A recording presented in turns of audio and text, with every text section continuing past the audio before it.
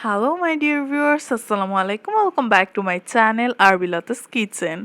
আজকে আমি আপনাদের জন্য নিয়ে এসেছি খুব ইম্পর্টেন্ট একটি ফুড রেসিপি। আর আমার আজকের রেসিপিটি হচ্ছে তন্দুরি মশালা।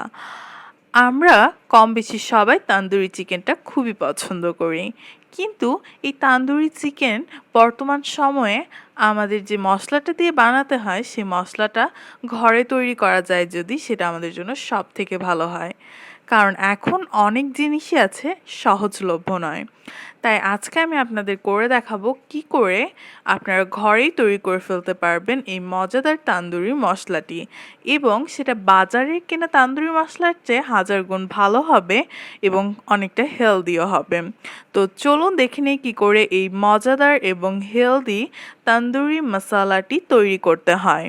এই তান্দুরি মশলাটি আপনার অন্যান্য রান্নাতে আপনি ইউজ করতে পারবেন।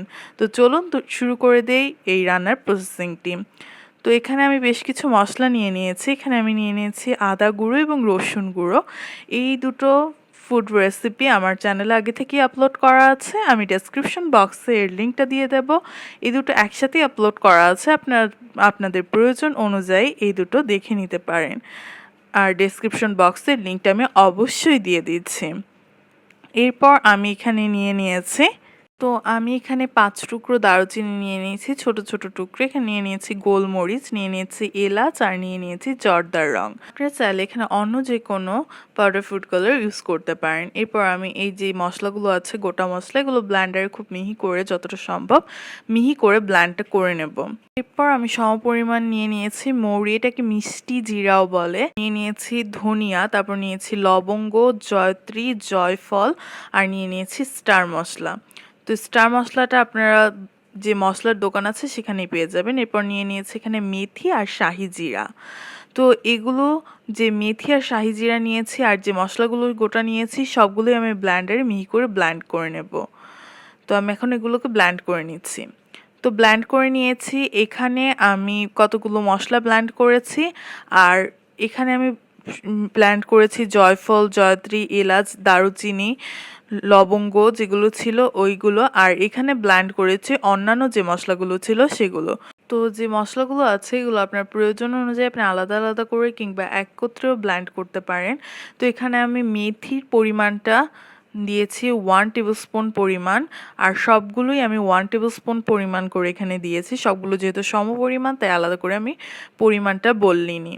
আর যে ফুড কালারটা ইউজ করব সেইটা আপনাদের ইউজ করতে হবে আপনাদের প্রয়োজন অনুযায়ী। তো এখানে আমি যেগুলো দিয়েছি সেগুলো আমি ইউজ করেছি 1 টেবিল স্পুন করে, আর ফুড কালারের কথা তো বলেই দিলাম। তো এইভাবে আমি এখন যে গুঁড়ো মশলাগুলো আছে এগুলো মিক্সড করে নেব। তো এখানে আমি একটা গুঁড়ো মশলা নিয়ে নিয়েছি। এখন এর ওপরে আমি যে বাকি গুঁড়ো মশলাগুলো আছে এগুলো একে একে অ্যাড করে খুব ভালো করে মিক্সড করব। অ্যাকচুয়ালি এই মশলাগুলো দিয়ে খুবই মজাদার তান্দুরি মশলাটাকে আমি তৈরি করে ফেলবো। তো এখানে আমি ফার্স্টলি ফুড কালারটা অ্যাড করে নিলাম। তো আপনারা আপনাদের প্রয়োজন অনুযায়ী ফুড কালারটা অ্যাড করবেন। আপনারা ঠিক যেরকম কালার পছন্দ করেন ফুড কালারটা আপনারা স্কিপও করতে পারেন। এ পর্যায়ে আমি অ্যাড করে দিচ্ছি 1 টিস্পুন পরিমাণ আদা গুঁড়ো এবং 1 টিস্পুন পরিমাণ রসুন গুঁড়ো। তারপর এখানে আমি যে মশলাগুলো ব্ল্যান্ড করেছিলাম সেই মশলাগুলো একে একে সম পরিমাণে 1 টেবিল স্পুন করে অ্যাড করে নিচ্ছি। আপনারা চাইলে এখানে 2 টেবিল স্পুন করে অ্যাড করতে পারেন কিংবা আপনাদের প্রয়োজন অনুযায়ী অ্যাড করতে পারেন। শুধুমাত্র সবগুলো মশলা সমপরিমাণে অ্যাড করে নিলেই চলবে। তো এভাবে আমি সবগুলো মশলাকে অ্যাড করে দিয়ে মশলাটাকে নেড়েচেড়ে খুব ভালো করে মিক্সড করে নিয়েছি। তো তৈরি হয়ে গেছে আমার মজাদার সাথে তন্দুরি মশালা। আর এই তন্দুরি মশালাটি আপনারা তৈরি করে নিতে পারেন 4-5 মাসের জন্য।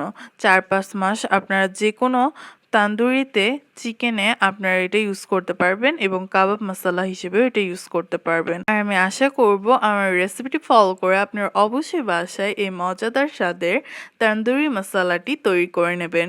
আর আমার রেসিপিটি যদি আপনাদের ভালো লেগে থাকে তাহলে লাইক, কমেন্ট আর শেয়ার করতে ভুলবেন না। আর অবশ্যই আমার চ্যানেলকে সাবস্ক্রাইব করে আমার সঙ্গেই থাকবেন।